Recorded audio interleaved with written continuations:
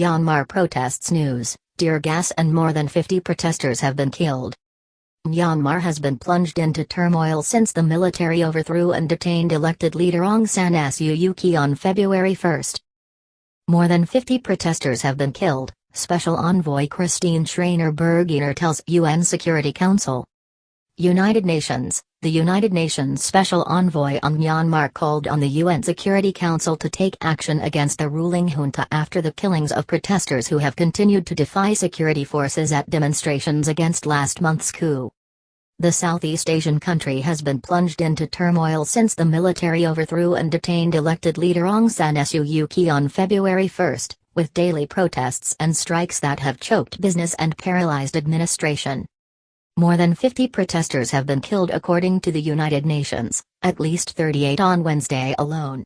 Protesters demand the release of Suu Kyi and the respect of November's election, which her party won in landslide, but which the army rejected.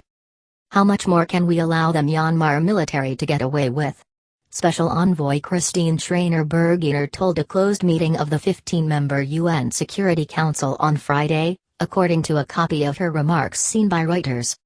It is critical that his council is resolute and coherent in putting the security forces on notice and standing with the people of Myanmar firmly, in support of the clear November election results.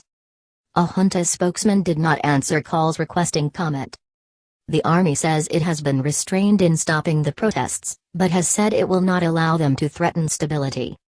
On Saturday, in the southern town of Doi, protesters chanted "Democracy is our cause and the revolution must prevail." Protesters were also gathering in the biggest city, Yangon. People have taken to the streets in their hundreds of thousands at times, vowing to continue action in a country that spent nearly half a century under military rule until democratic reforms in 2011 that were cut short by the coup. Political hope has begun to shine. "We can't lose the momentum of the revolution," one protest leader, I Thinzermuang, wrote on Facebook. "Those who dare to fight will have victory. We deserve victory." At least one man was killed by security forces in protests on Friday. An official from Suu Kyi's National League for Democracy, NLD, and his teenage nephew were also stabbed to death by military supporters, local media reported. Outrage. The killing of protesters has drawn international outrage. Use of violence against the people of Myanmar must stop now, South Korean President Moon Jae-in said in a tweet, calling for the release of Suu Kyi and other detainees and for the restoration of democracy.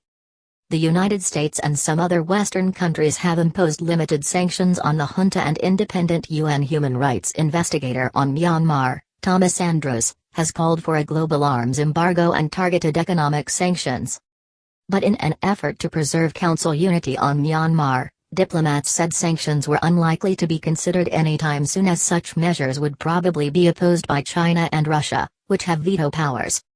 All parties should exercise utmost calm and restraint, China's UN ambassador Zhang Jun said, according to remarks released after the UN meeting. "We don't want to see instability, even chaos in Myanmar."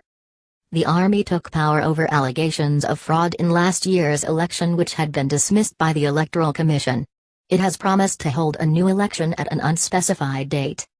That plan is rejected by protesters and by a group representing lawmakers elected at the last election that has begun to issue statements in the name of a rival civilian administration.